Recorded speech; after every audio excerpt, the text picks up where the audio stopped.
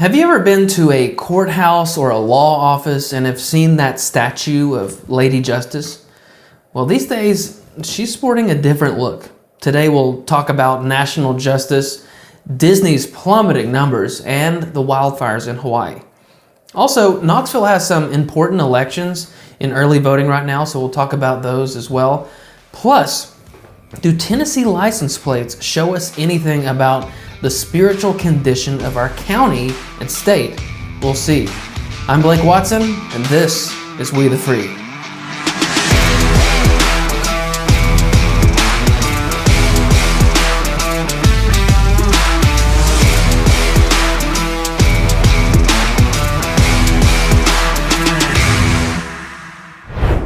The majority of you are coffee drinkers, and maybe some of you even fancy yourselves coffee connoisseurs. Well, whether you're someone who likes to down a quick cup to get a caffeine dose, or you enjoy the art of crafting an excellent cup of joe, you've got to give my friends at Blackout Coffee a shot. They've got bags of ground or whole bean coffee, or single serve pods. They've got many different blends, flavors, and roasts. My personal favorite is Morning Reaper. It's one of their medium roasts. Use my code BLAKE23 for 20% off. That's BLAKE23 for a discount, and level up your morning cup with Blackout Coffee. We will get to your comments later in the show, but first, in courthouses all over the United States stands a statue, either atop the building or emblazoned somewhere therein, of a certain Lady Justice, which is something that dates all the way back to Greek mythology and beyond. Depending on where you see her, she might be dressed differently, but a few things remain the same. In one hand, she holds a sword. In the other, the scales of justice. But perhaps the most important feature is that of her blindfold. Why is that? Because for thousands of years, practically every advanced civilization has believed that justice is blind, or that it's unbiased. Justice doesn't care who a person is, or what they look like, or what office they hold. All that matters for Lady Justice is a just legal response, a balancing of the scales, and if necessary, swift and justified punishment. That's why she's holding that sword. Now, depending on who you ask in this country, it seems as though Lady Justice has removed her blindfold and she's stuck a pin to declare her allegiance to a certain political party. And if you look close enough, you'll see that her sword is raised and ready to strike, but the scales are completely off balance. Today, an indictment was unsealed, charging Donald J. Trump with felony violations of our national security laws, as well as participating in a conspiracy to obstruct justice. This indictment was voted by a grand jury of citizens in the Southern District of Florida. The men and women of the United States intelligence community and our armed forces dedicate their lives to protecting our nation and its people. Our laws that protect national defense information are critical to the safety and security of the United States, and they must be enforced. Violations of those laws put our country at risk. Adherence to the rule of law is a bedrock principle of the Department of Justice, and our nation's commitment to the rule of law sets an example for the world. We have one set of laws in this country, and they apply to everyone. That would be Special Counsel Jack Smith reading you the third indictment that President Trump has faced since he's been out of office. The first pertained to an indictment in New York where the charge was related to falsifying business records, because during President Trump's campaign in 2016, there was apparently quote-unquote hush money paid to an adult film actress with whom the soon-to-be president had an alleged affair. That indictment was presented in March of this year. Then a second indictment, this being the first federal indictment in regard to the classified documents, this was presented in June of this year. But I'll come back to that one in a moment. The third indictment came a couple of weeks ago about the insurrection, and we're getting more and more information out of Georgia in regard to the fourth indictment. I don't think there's much substance to the third indictment, which relates to President Trump's actions on January 6th, 2021, because we've already had an extensive congressional investigation on the matter. There was an impeachment trial. Oh, and the J6 committee, they conveniently deleted all of their files, but that's another story for a different day. We don't have time to get into all of the J6 matters today. I do believe that there is more substance to the indictments in Georgia, which we'll talk about in the coming weeks. But thematically, I want to talk about justice and the biblical response to all of this messiness. In regard to the initial indictment, if the charges and the accusations in the case are legit, then President Trump's campaign broke New York state law, and they'll have to face consequences for that, not to mention the injustice of his infidelity. But let's talk about the second indictment, because this is the one that's had the most discussion. It's been talked about more than any of the others. The official terminology is the mishandling of classified documents. What does that mean? Well, presidential records could be anything from letters, memos, to schedules and emails, to pictures and video. Under the Presidential Records Act of 1978, the National Archives tells us any records created or received by the president as part of his constitutional, statutory, or ceremonial duties are the property of the United States government, and will be managed by NARA, the National Archives, at the end of the administration. Under this act, which applies both to presidential and vice presidential materials, the National Archives says, the official records of the president and his staff are owned by the United States, not by the president. To this point, they say, the archivist is required to take custody of these records when the president leaves office and to maintain them in a federal depository. However, after 5 years, some of the information is accessible to the public under the Freedom of Information Act, FOIA. Why only some of it? Well, because certain information can be classified. Classified information is defined as information requiring protection against unauthorized disclosure in the interest of national defense and security or foreign relations of the United States pursuant to federal statute or executive order. These records are given different classifications, basically based on how damaging the divulging of the records would be. So if something is classified as top secret, let's say, it's considered by the classifying agency or whatever person classified it to be a great threat to the country if this information got out, if it was divulged. According to CNN, federal authorities have recovered more than 325 classified documents from Trump. He has voluntarily given back some materials. His lawyers turned over additional files after a subpoena, and the FBI found dozens of classified records during a court-approved search of his Mar-a-Lago home last summer. Now, this story goes back to right after President Trump left office.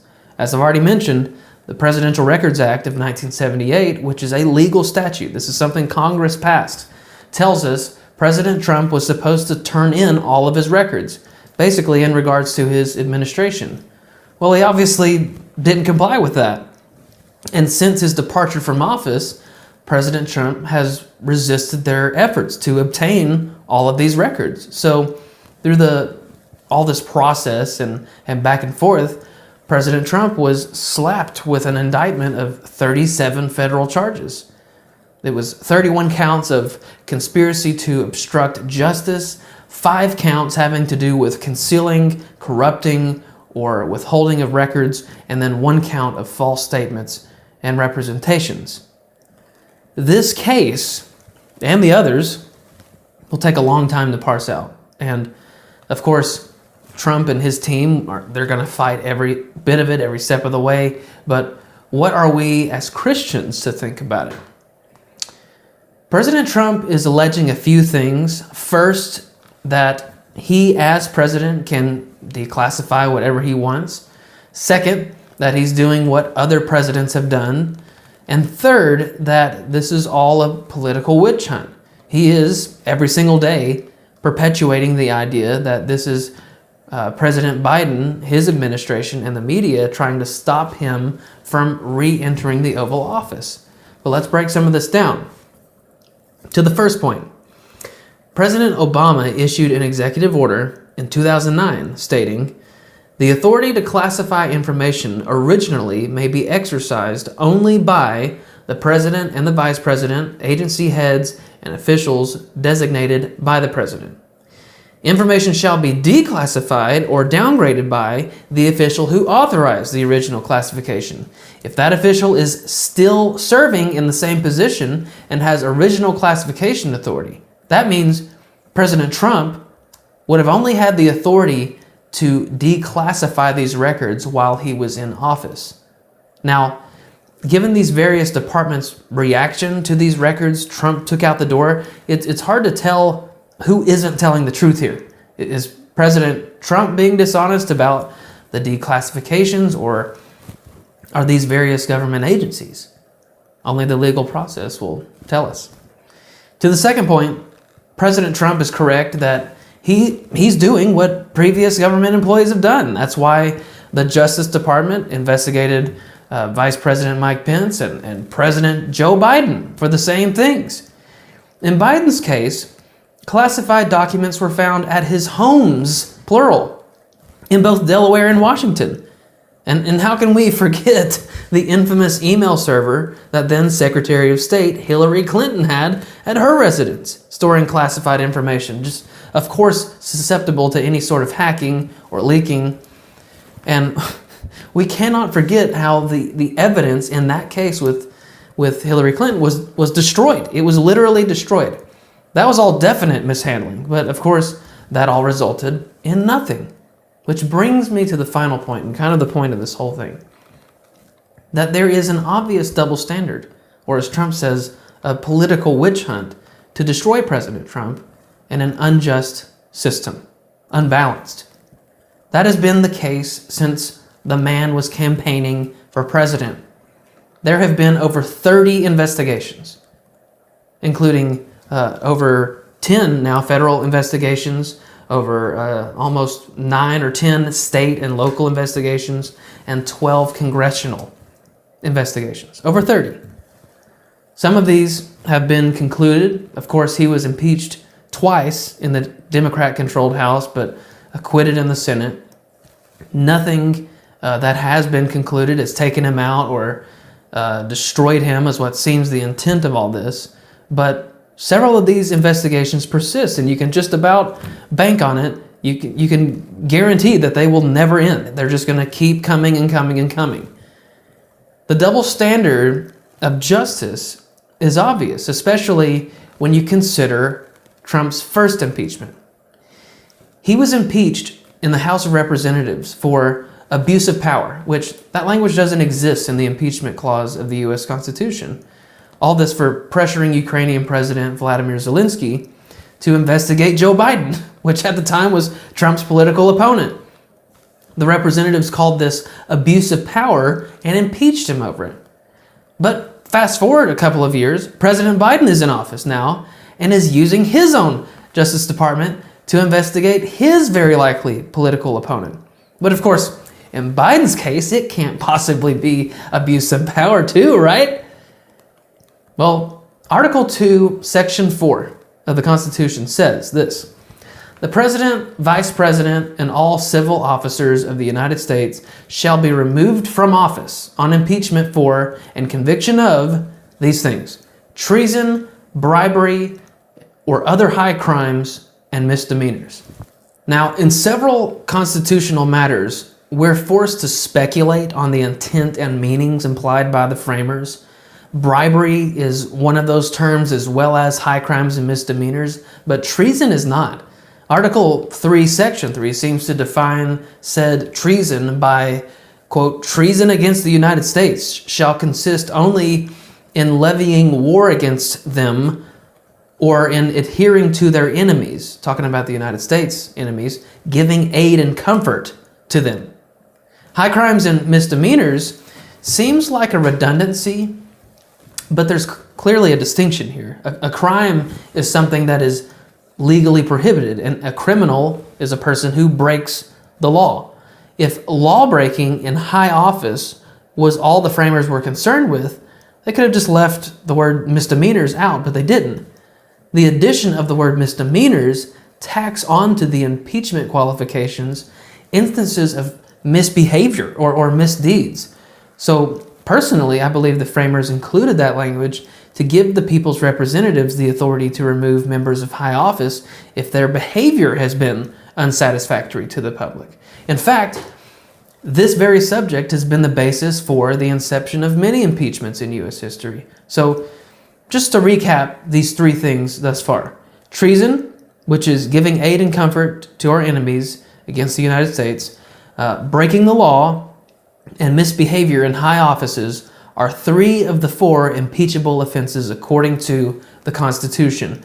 But the last one is bribery. Now let's see if we have a good example of that. I remember going over convincing our team, or others too, convincing us that we should be providing for loan guarantees. And I went over for, I guess, the 12th, 13th time to Kyiv, and I was supposed to announce that there was another $1 billion loan guarantee. And I had gotten a commitment from Poroshenko and from Yatsenyuk that they would take action against the state prosecutor, and they didn't. So they said they were walking out to press conference. I said, no, I said, we're not going to give you the $1 billion. They said, you have no authority. You're not the president. The president said. I said, call him. I said, I'm telling you, you're not getting the $1 billion. I said, you're not getting the $1 billion. I'm going to be leaving here. And I think it was, 6 hours? I looked, I said, I'm leaving in 6 hours. If the prosecutor's not fired, you're not getting the money. Well, son of a got fired. And they put in place someone who was solid. A bribe is money or favor given or promised in order to influence the judgment or conduct of a person in a position of trust. A more general but Latin phrase would be quid pro quo. Remember that one? Which means something given or received for something else. This was the technical charge placed around Donald Trump's neck in 2019, and this was based on a transcription of his phone call with Zelensky, which was, the whole phone call was about the Biden family corruption, which we're seeing more and more information on each day. President Trump was and continues to be punished for this very crime and misdemeanor, while President Biden is facing none. None. Regardless of the unfairness and the obvious targeting and the lack of justness across the board, President Trump has broken the law, and state laws and federal laws, and in this case, and in the case of the second indictment, he's not been cooperative to rectify that, which is why he's being charged with more obstruction charges. As Christians, we should be the best of legal citizens until or if some authority is demanding we be disobedient to our ultimate authority. In that sense of the case, the just thing would be for Trump to face the consequences of the injustice he's committed. But it should be the same for President Biden. Lady Justice is supposed to be blind to party affiliation, not partisan. But I'm only saying this if the allegations are true. The law states that any records pertaining to the business of the administration have to be turned over to the National Archives. That's one thing. But several people, have not followed those rules. Trump says he declassified things, but we don't know if that's true at this point. If we discover otherwise, I promise you I will alter my position, of course. However, another legal angle that they can throw at him, this is what I meant when I said earlier, the Department of Justice will have against him is that of Trump violating the Espionage Act, which is the gathering, transmitting, or losing of defense information. So, right now, there's a lot of Republicans and conservatives that are using this situation to say, we've got to move on from Trump. It's time to move on. This is a lost cause. We need to move on from Donald Trump. And to that, I would just simply ask, do you think they're not going to go after the next guy? Well, let's say Ron DeSantis becomes the Republican nominee. Do you honestly think they're not going to give him the Trump treatment? Of course they will. Therefore, we as Christians must stand for justness. Justice. The biblical prescription for government is to punish evil and reward good, to establish law and order for the good of the people. In other words, a system of justice. Trump's seeming actions in these cases are unjust, but so are the injustices being perpetrated by these various departments of justice. It seems even more obvious when you see the court dates. Isn't it odd that they've waited over 2 years to bring these indictments? Isn't it odd that these cases are so far scheduled for trial in March and May of 2024, just half a year before the election? Why does the current president have confidential documents in his possession in 2 different states? Can Biden be impeached for things he did as vice president in the Obama administration? What other forms of injustice do we see in our country? Because I'm only talking about this injustice at the top. If the scales are this unbalanced at the very top, what is stopping Lady Justice from swinging her sword at everyday common people? Now, let's get to some other national news.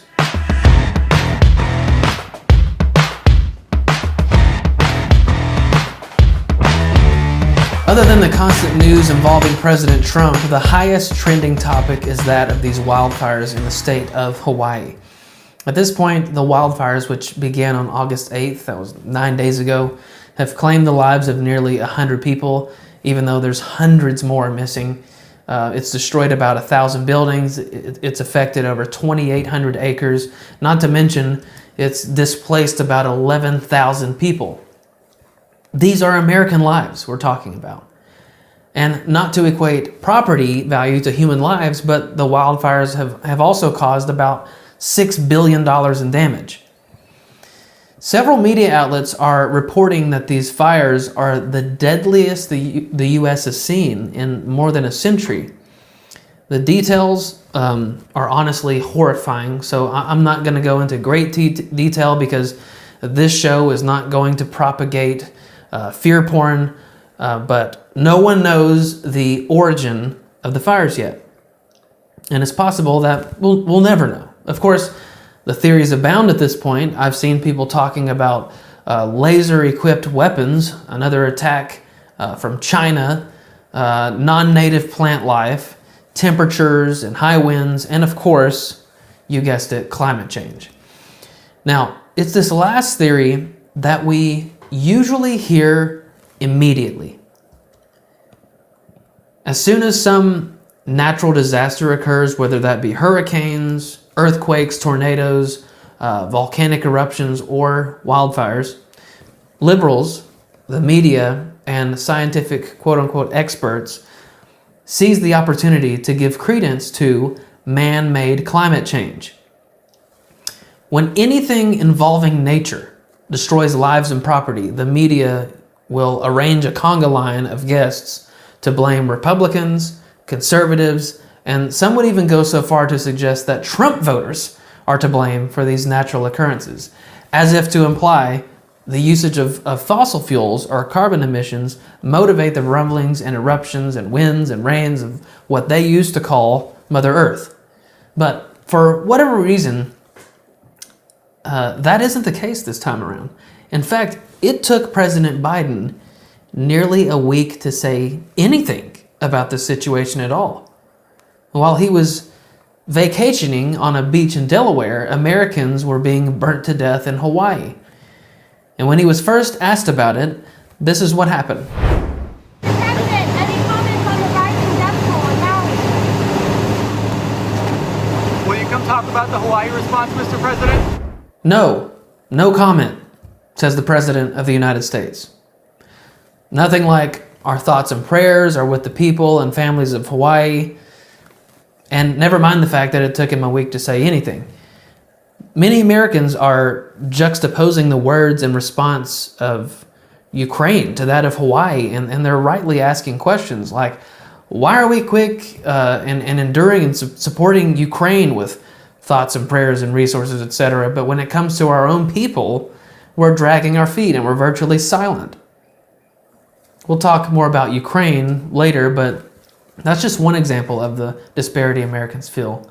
So the president's response was a week later. Eventually, he finally said something, albeit in tweets, saying, "As residents of Hawaii mourn the loss of life and devastation taking place across their beautiful home, we mourn with them. Like I've said, not only are our prayers with those impacted, but every asset we have will be available to them." Other than that, there was a thread of tweets outlining what FEMA would do and other local actions that were already underway. Now, here's my point. Nothing about climate change. Biden has been the most activist president in regard to climate.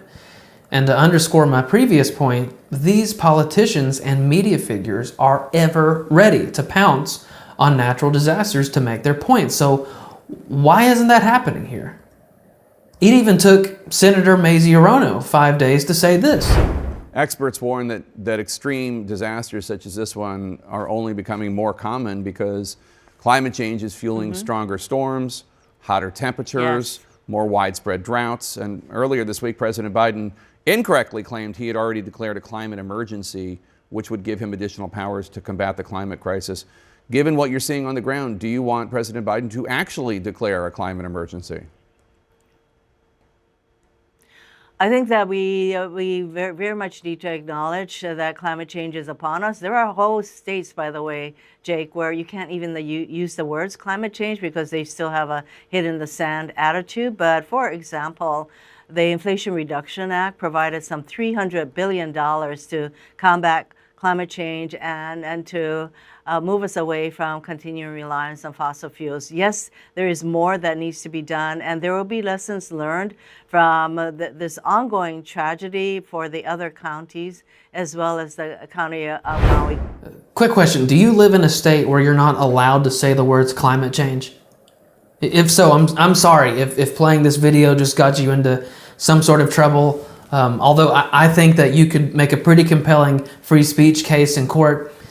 Anyway, the weirdness of this event is that the usual climate activists were very slow to start making their claims. I don't have an answer as to why that is, but I can hear the conspiracy theorists right now shouting their galactic reasons, and I must say, I'm not saying that you're wrong, because the scoreboard on the conspiracies lately has been quite victorious, especially in the last few years with COVID, vaccines, masking, Trump collusion, Hunter Biden, Joe Biden, social distancing, on and on and on. But what about this claim to climate change? Formerly known as global warming, formerly known as global freezing. Two things. First, the Hawaii Wildfire Management Organization says that each year about 0.5%, so 0.5% of Hawaii's total land area burns each year, equal to or greater than the proportion burned in any other U.S. state. Over 98% of wildfires are human-caused. The USA Today reported that wildfires have quadrupled in Hawaii in recent decades, and many scientists say the culprit is unmanaged, non-native grasslands planted by plantations and ranchers and others unfamiliar with the island's native ecosystems. The grass is dry and prone to fires. Major General Kenneth Hara, commander of the Hawaii Army National Guard, said last week, "We don't know what actually ignited the fires, but we were made aware in advance by the National Weather Service that we were in a red flag situations," which he explains as dry conditions for a long time. Everything was dry. So it's hot in Hawaii. In fact, August is among the hottest months of the year there. Wildfires have quadrupled. They have gone a while without substantial rain. Everything is dry. Let's see here. What else can we add to make this plausible? What if there was a hurricane? Wait, there was one. USA Today reported Hurricane Dora, a Category 4 storm in the Pacific Ocean, fueled the strong winds overnight in Maui with gusts of 60 miles per hour damaging homes and knocking out power. Seems like the perfect storm, no pun intended, but for something as disastrous as this to happen. But secondly, The Apostle Paul wrote many centuries ago that the anxious longing of the creation waits eagerly for the revealing of the sons of God. For the creation was subjected to futility, not willingly, but because of him who subjected it. For we know that the whole creation groans and suffers the pains of childbirth together until now. That's from Romans chapter 8, with Paul describing the brokenness of the world and the effects of man's sin on the earth. So just as we suffer from the ruins of human nature and we groan in the misery of that, so does the earth. If Eden was paradise or a world without disorder, earthquakes, hurricanes, and wildfires before the fall of man, it has since become disorderly, giving way to such destructive forces of nature. In other words, we don't cause these hurricanes and wildfires by driving our SUVs, but because of our sin. So just as we await the Lord's ultimate deliverance from our fallen flesh, the earth awaits its redemption as well. Now, in other news, do you have Disney Plus? Well, I hate to tell you, but your monthly bill is about to go up by a few dollars in a 27% increase that Bob Iger announced last week. Disney also possesses Hulu, which will also see a $3 price increase at 20%. Morningstar reported Disney Plus ended the quarter with just over 146 million subscribers as it lost 11.7 million net customers globally in the quarter. That's hundreds of millions of dollars, but let's see, how is Disney doing elsewhere? Reuters reports that their television business continued its decline. Disney Parks had lower operating income at its domestic parks due to decreases at Walt Disney World Resort in Orlando, Florida. Content sales and licensing, the unit that includes film and television sales, reported a deeper operating loss of $243 million in the quarter, as some movies disappointed. What could have possibly caused these losses for Disney? The now century-old company who has entertained numerous generations across the globe, the global juggernaut and business behemoth who possesses such companies and franchises as, it's just a few, Marvel, 20th Century Fox, FX, Fox Sports, National Geographic, Hulu, Pixar, Touchstone, ABC, History Channel, Lifetime, ESPN, Star Wars, and GoPro, just to name a few. So what in the world happened here? How can it be that such a monopolistic company loses tens of millions of subscribers from its streaming platforms?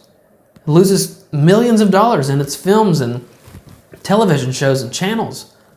Well, let's see. Maybe this has something to do with it. The showrunners were super welcoming. Meredith Roberts and our leadership over there has been so welcoming to my not at all secret gay agenda. And so I feel like I felt like it was, maybe it was that way in the past, but I guess something must have happened in the last they are turning it around, they're going hard. And then all that momentum that I felt, that sense of I don't have to be afraid to let's have these two characters kiss. Let's in the background. I was just wherever I could, just basically adding queerness to if you see anything queer in the show, I'm proud family. But I just was no one would stop me and no one was trying to stop me. That was from a cyber meeting with a lot of Disney employees, including this woman, Latoya Raveno, an executive producer for Disney, who was clearly given a green light to add queerness, as she says, to much of Disney's programming. Now, this was a specific response to Governor Ron DeSantis' parental rights bill, which liberals called the Don't Say Gay bill. In actuality, it prevented Florida public school teachers and staff from talking about gender identity and sexuality until after third grade. So this was in 2022. It was just last year. But Disney has been wading into the waters of political ideology for years. I'm old enough to remember the hidden sexuality in projects like The Rescuers and The Little Mermaid and The Lion King. But how about other progressive ideologies in recent years? In racial ideology, they rebooted The Proud Family, which is basically, it's the 1619 Project in cartoon form, as they talk about America's foundation on slavery and white male patriarchy and the works. The Little Mermaid remake, of course, changed the main character's complexion altogether, as is the case with the upcoming Snow White remake, even though Snow White is literally an old German tale referencing the girl's skin color.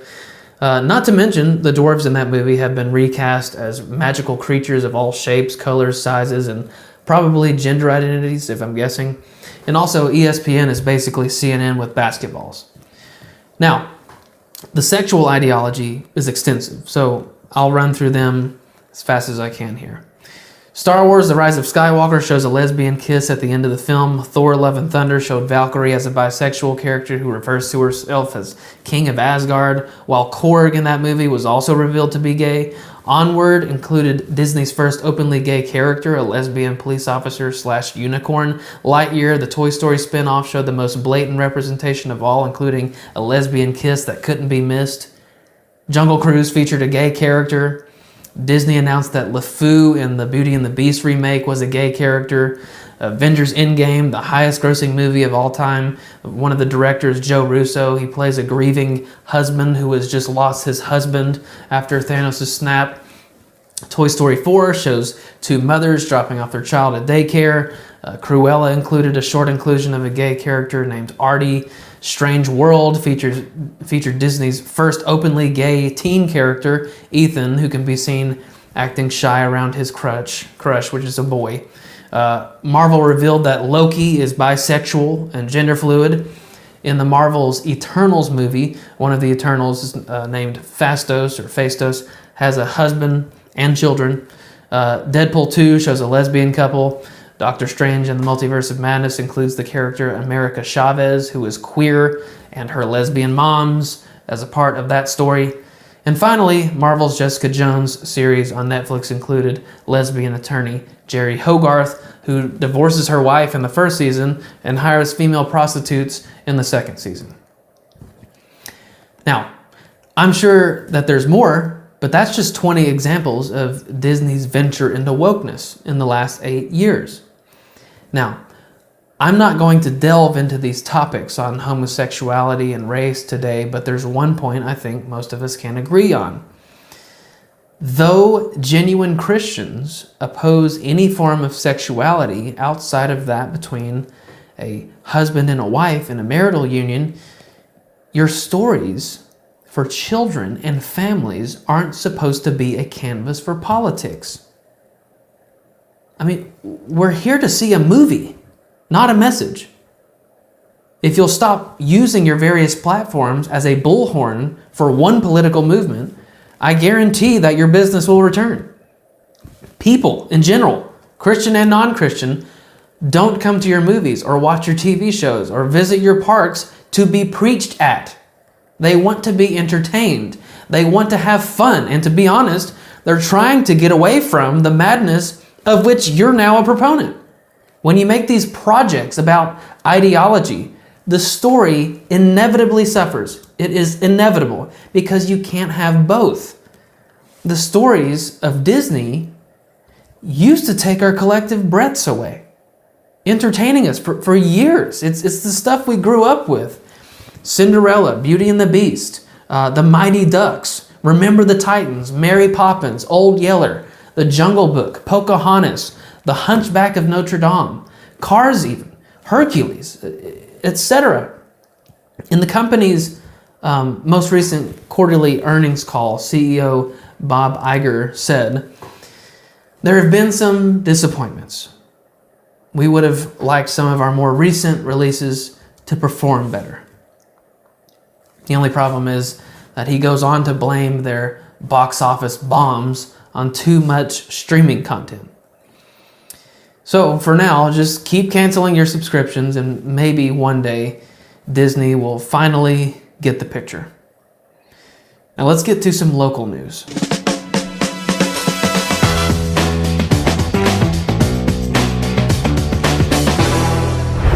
You probably need some roof repairs. If you feel that water dripping every time it rains or those shingles are starting to look bad, trust me, the sooner you act, the better. So call my friends over at Turner Exteriors for an estimate on your roof today. If you tell them Blake sent you, they'll give you $500 off your new roof. $500. I know the guys and gals over at Turner Exteriors. They do great work. You will love the new life they bring to your home.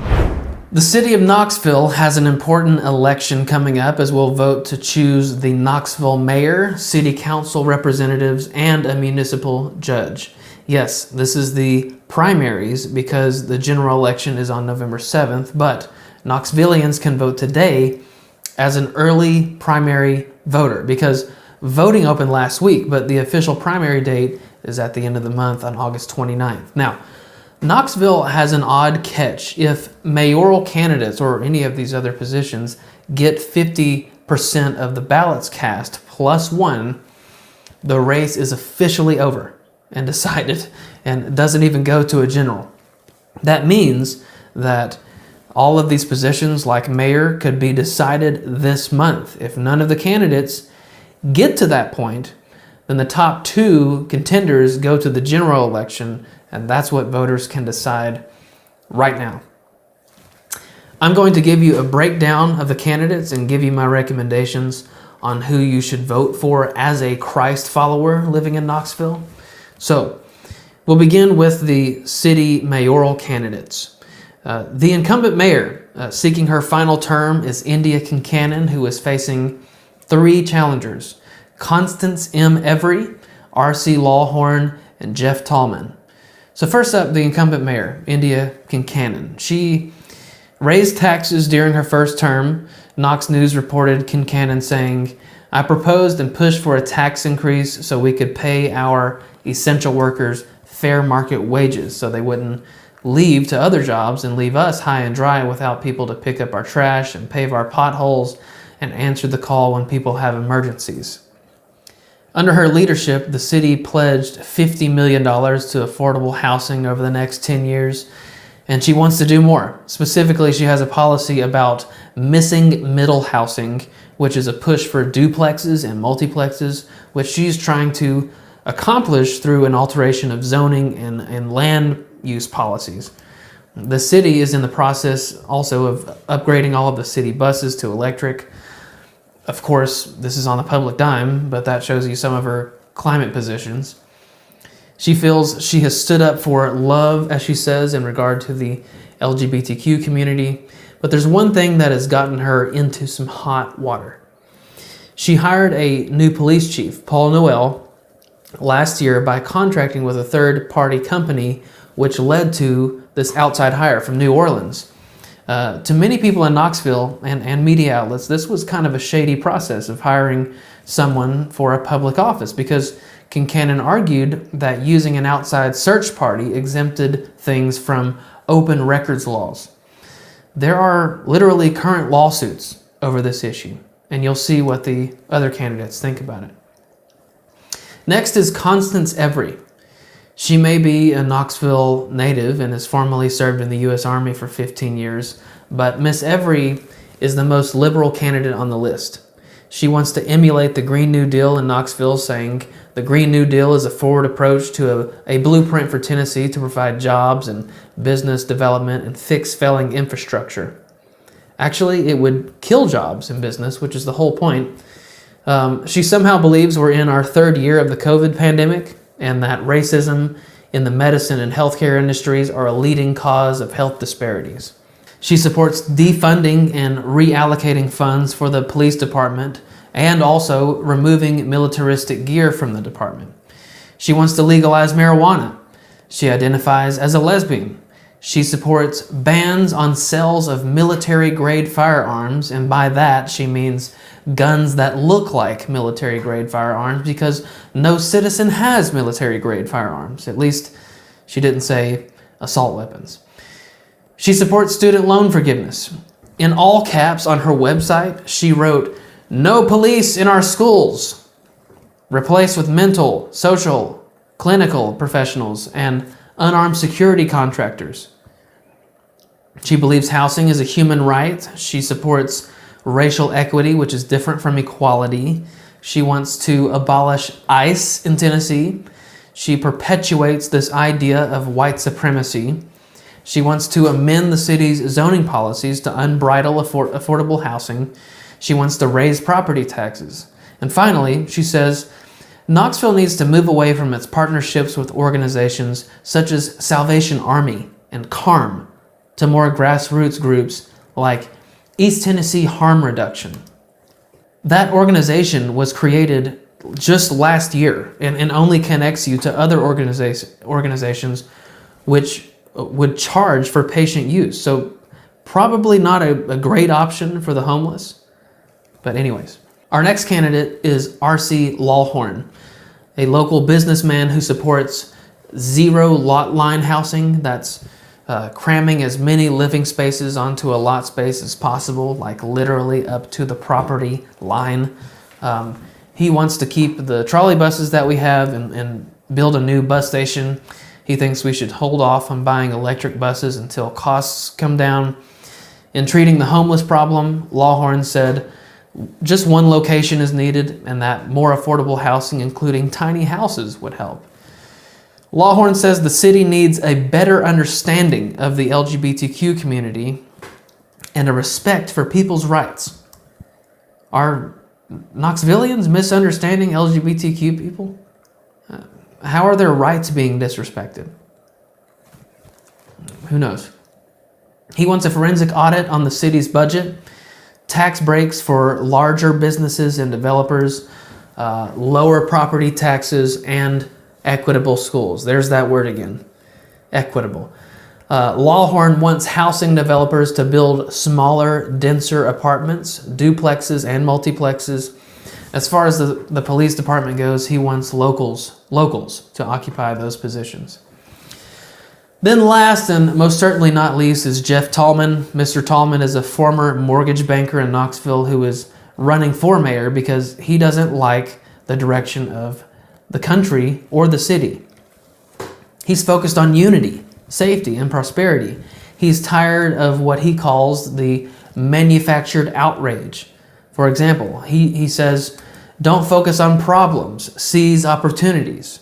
Like on the subject of affordable housing, he wants to redevelop unused city properties. That is seizing an opportunity. He wants to keep Knoxville from becoming like other progressive cities, which is the complete opposite vision of Miss Every. He wants to lower taxes. He believes that addressing violence in the city must be proactive instead of reactive. All of the other candidates have reactive solutions. He wants to take proactive, preventative measures like working with families, reaching young people, and building trust between communities and police. He doesn't have a huge problem with Kincannon's handling of the police chief hire, but his point is basically like, what's the big secret? I particularly love how he describes a future Knoxville as a city that inspires the world. It's a world leader. But finally, Tallman offers probably the most coherent position on homelessness. He says there's a variety of circumstances. There are people who are in a pinch because they got behind financially. And then on the far end of the spectrum, you've got people who I think choose homelessness. They choose the street. He also said it's a little unrealistic to think these people are just an available house away from being a great candidate to being homeowners. He added, there is, of course, a need for psychiatric facilities to treat those with mental health issues. But those are your four candidates. It's unbelievable when you consider the stark contrast between the four, as they're like 4 points on a political spectrum. You've got Miss Every as far left as they come in America, then Mayor Kincannon, then businessman Lawhorn, and then Jeff Tallman on the right. It should be pretty obvious who I endorse for mayor, but if I had to guess, I would say Knoxville isn't quite liberal or woke enough for Miss Every. Kincannon hasn't done a terrible job, and Lawhorn just isn't exciting enough. So I would say the primaries will send Kincannon and Tallman to the general in November. But because of the rules, I would implore you to go this week to vote for Jeff Tallman, who is obviously the most conservative option, although I would like somebody that's even more conservative than him. Moving on City Council Seat A, Darren Worsham is a 50-year-old welder with experience in construction, auto repair, and trucking. He is the best option with the best views over incumbent Lynn Fugate. For Seat B, R. Bentley Marlowe is the best option, and there's no incumbent in that race. And then for Seat C, I think Tim Hill is a strong choice, although the incumbent member, Amelia Parker, is a good second choice. As far as the municipal judge position, Judge Rawson has this in the bag. He's been on the bench for 36 years. I've been in his courtroom, and I think he's a good judge. So if you live within the city limits, go vote today. Before we get to your comments, I've got one more news story about Tennessee license plates. The new blue and white plates, which were introduced a couple years ago following the green plate series, they come in two basic forms. One is a standard license plate, but the other option includes the phrase, "In God We Trust." Now, apparently, this idea was introduced back in the green plate series, and Knox News is reporting that there's almost 8% more In God We Trust plates driving around the state since last year. Growth is good news, right?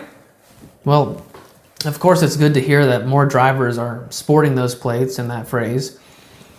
But the bad news is that just over 29% of Knox County vehicles have those tags. Just over 29%.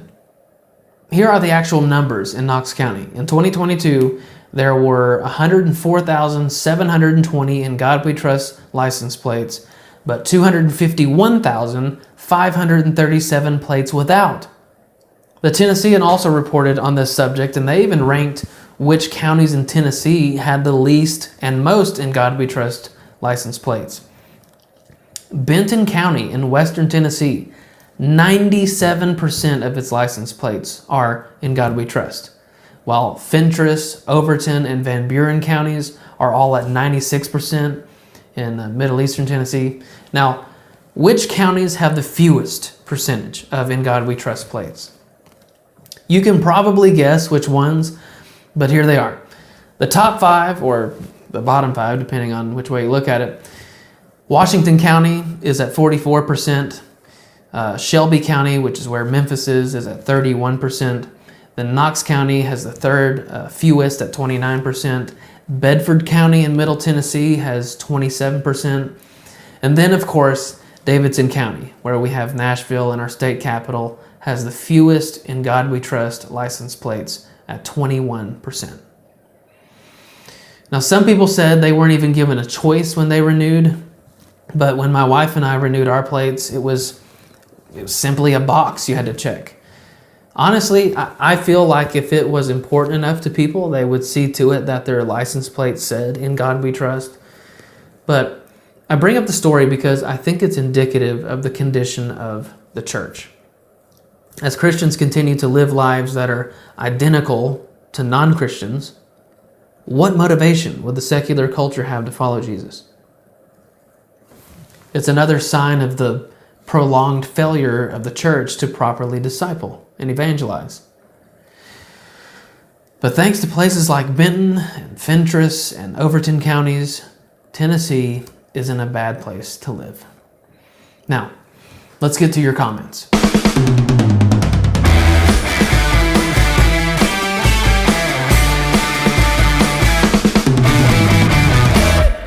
In the episodes that follow, I'll be responding to comments in the following episodes. Eventually, there'll be live responses.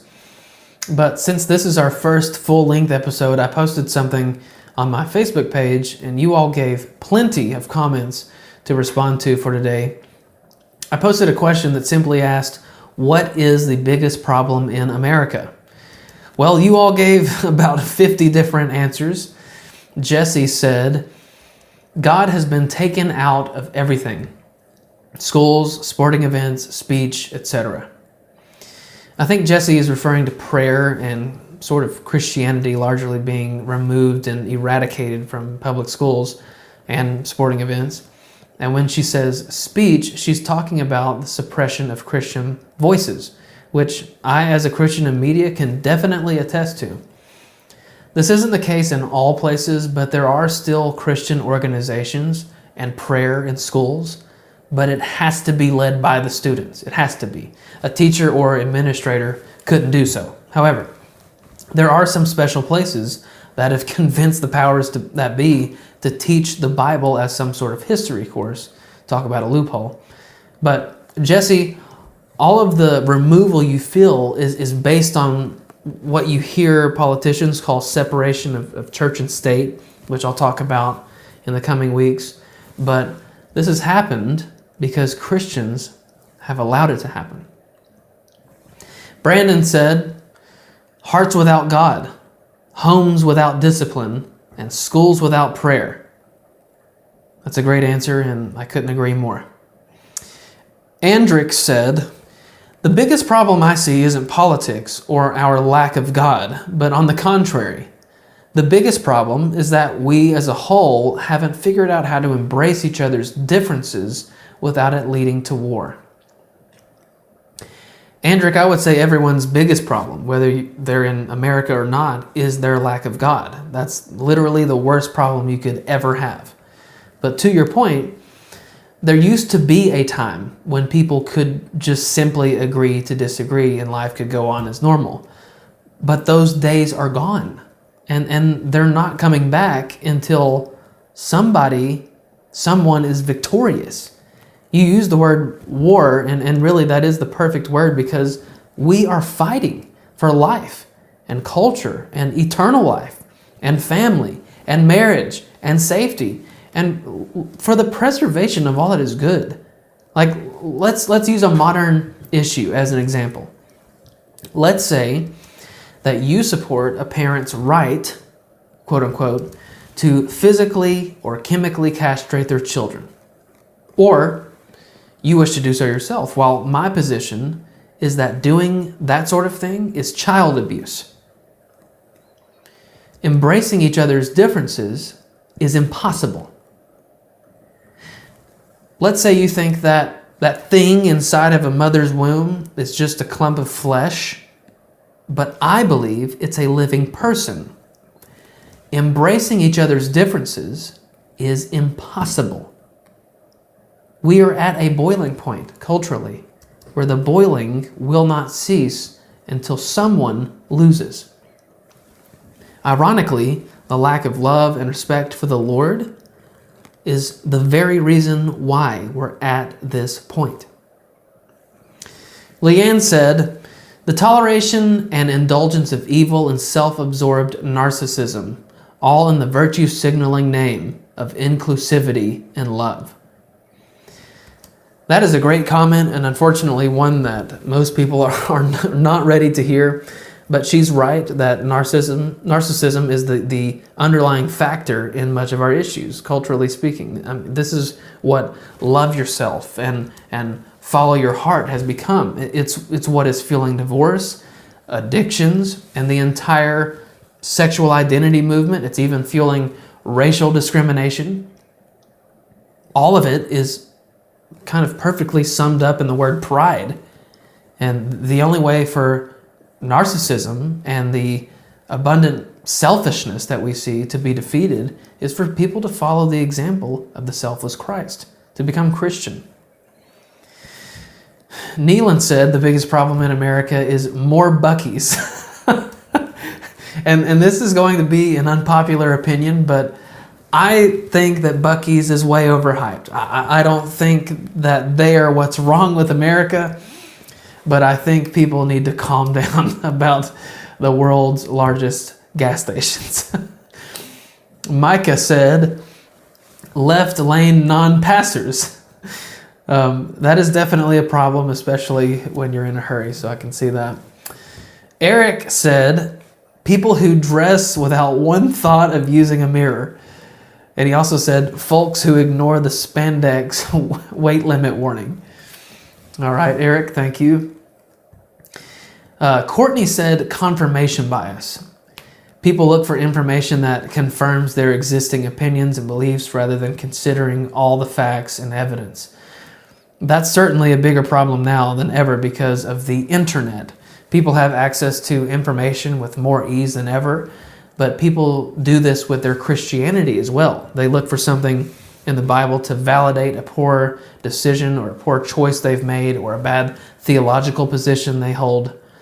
There was also in the comments one comment about aliens that I can assure you we don't have time for today, but I want you all to let me know if this is something that you want me to talk about in the future. Just let me know in the comments. Well, that's going to do it for me. What'll it be next time? We'll see. For now, go and be the salt and light you were meant to be, and we will see you next time on We the Free.